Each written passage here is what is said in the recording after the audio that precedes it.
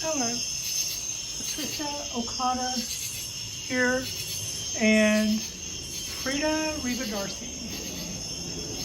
I thought it would be a good time to take a look at how things were progressing. We had learned our lessons, which is kind of how I guess I tend to do things. I embark on things and say, well, there's probably a few things maybe we don't quite have a handle on, and we're going to worry about that to some extent. And to some extent, we're going to wait and see what bites us in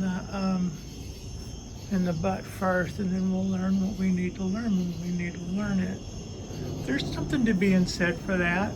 I mean, there's no such thing as the perfect time to do anything. And just like somebody once said, I never waited until I was ready. If I'd have waited till I was ready, I'd have never done anything. And I think there's something to be said for that too. Like waiting for the perfect sound moment, I guess. But I hadn't been taking preventative measures on making sure that I kept the pests at bay. I had a general knowledge of powdery mildew and spider mites, which seem to, I mean, you can't walk your dog around here without seeing spider mites just totally covering the hedges and sometimes the stuff that's growing alongside of the fences and everything. And to that end, I'm also very concerned about this guy. The apartment doesn't do any preventative maintenance to that other than cut off an occasional dead limb. God knows what that thing has. And I've thought about that. I've thought about going out there and treating it, but that wouldn't be my place to do. And I would also probably get in trouble for doing that, because if they, unbeknownst to me, were doing something, then that probably wouldn't be the best. I'm learning as I get older not to just go necessarily rushing into things. But it's like I said before, also a good idea to try to have some good backup. Have some people that have your back. And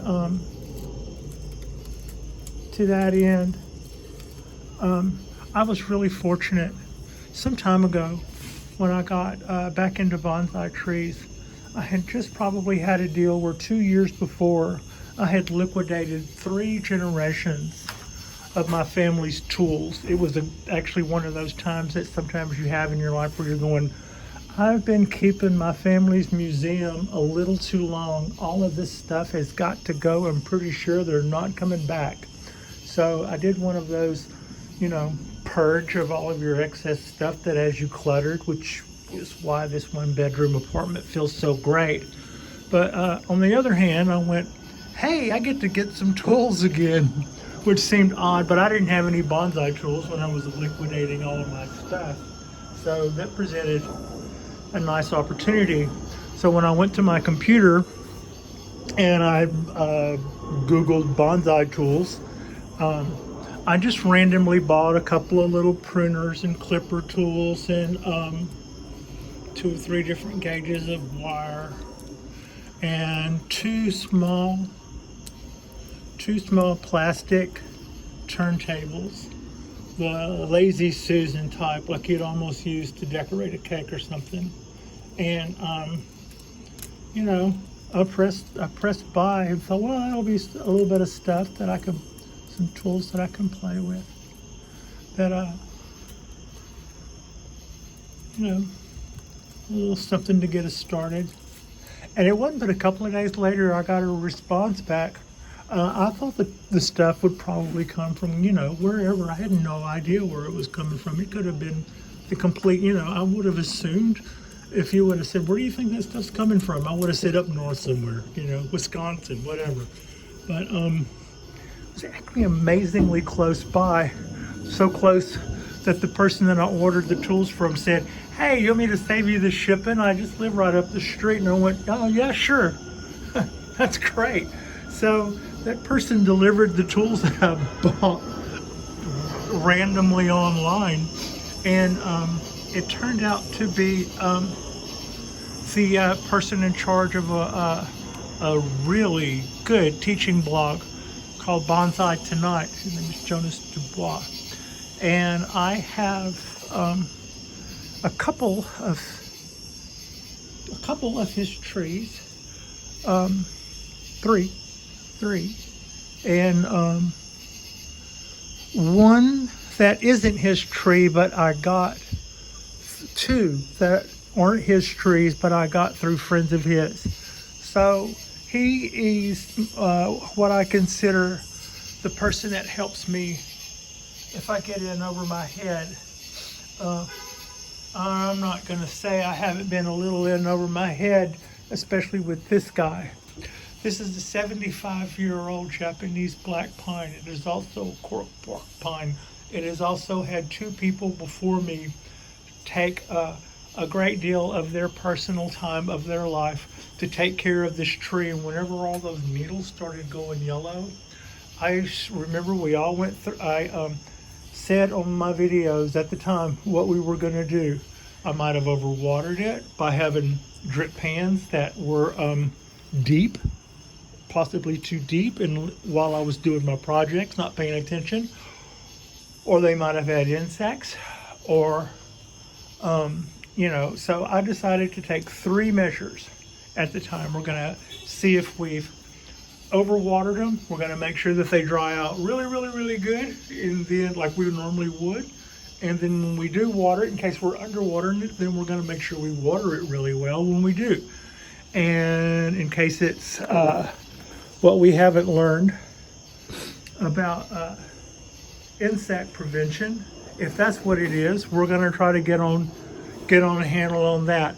And to that end, I would have liked to have had a time to bend Jonas's ear. It would have been a great time to grab up my tree and go talk to him. Two things happened. One, I stole my car. Two, he took his trees and went up to a show that's a national show, which I believe is in New York. So he's going to be out of pocket, but I showed him some pictures and he goes, "Yeah, I suspect that you might have some root damage, and come see me whenever I get back," which is probably sometime after next week. I think I'm thinking it's like the 17th or something is when the show's over. So then it's however long it takes you to get back from New York to the other coast with bonsai trees, and then time to recover from that. But here's something else. When I took those three measures to try to cover my butt, I started with an insecticide. That was a 3-in-1 insecticide. It would be the needles. It would be the soil too, and then you could water it in. And then the other thing I was saying that I was doing in regards to my watering procedures. Make sure it dries out really good. Make sure you're not, in fact, overwatering your pine tree. And then when you do water it, just in case that it was just the opposite of what you think, then water it really good the way you're supposed to. But to that end, I'm seeing that behind the yellow needles, even the yellow needles that are coming out are pushing green behind them. And that leads me to believe that hopefully when I do show this guy to teacher, it'll be something like, "Yeah, you're not doing whatever it was you did wrong before," and we'll just know that it was one of those three things. To that end, this guy definitely wasn't over or under watered. It had scale, and I started treating it with the thing that I knew to treat it with. The only thing is I didn't call it scale. I thought it had spider mites, because that's what the leaf damage looked like to me. And I kept treating it and treating it and treating it, and it kept coming. And I wouldn't, to say it kept coming back is wrong. It didn't slow down. With it might be that any other time that would have worked fine. It might be that what I thought was a good anti-measure never was when it came to those guys. But I know now that the things that I used to use that were less poisonous but thought to be organically okay, screw that. Screw that. This tree got hit hard. And this all happened while I was treating it. I mean, we went from a few yellow leaves and I started treating it to it going full bore while I was doing that. It was just wild to see that. And so yeah, we're better now. We're better now. But yeah, so we've had to learn our lessons about bugs. What also I learned is I will do my yearly preventative. I think I said something about that a couple of weeks ago, is where I used the same 3-in-1 solution, except it's not a spray. It'll be a once-a-year deal where you estimate the size of the pot to the nearest gallon and add 1 teaspoon to a gallon of water, which would be that guy. That's my gallon watering jug. That's a milk jug size watering jug. So that would get 1 teaspoon per every gallon that is, or more or less a teaspoon to a gallon, and that's the proper ratio. So that doesn't mean you have to pour that through that just means you give it a good soaking once you've done that, and then you look around and see what else is more or less a gallon, and then water them too, and then do a 2-gallon mix, and then go through there and go, yeah, this guy, maybe that guy, maybe that guy, maybe that guy. They all get a good watering with the 2-gallon mix, and then, but then my guys will be good for a year, and I won't have to go through what I had to go through with dieback. But man, it was a good year for my Trident maple. That thing, it kind of came and went really quick, but the colors for that were I think way prettier than I had seen them before now, and that was good to see. So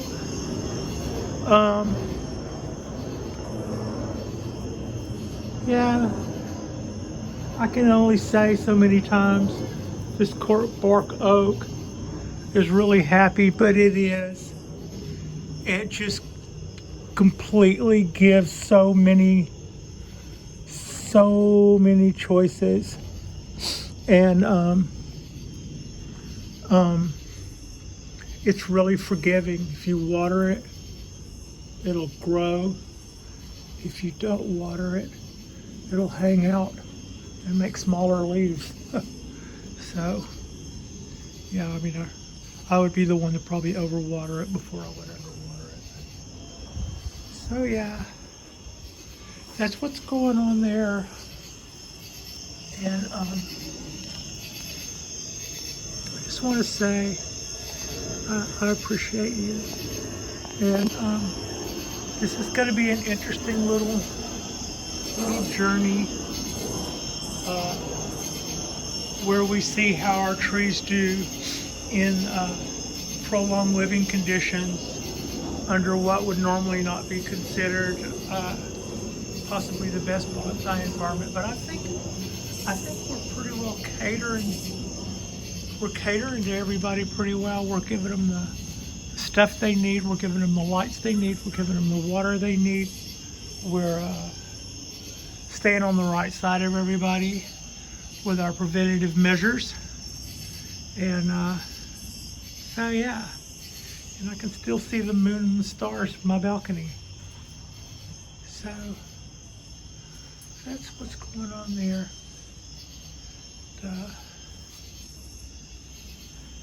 Anyway, thanks for watching, and like and subscribe.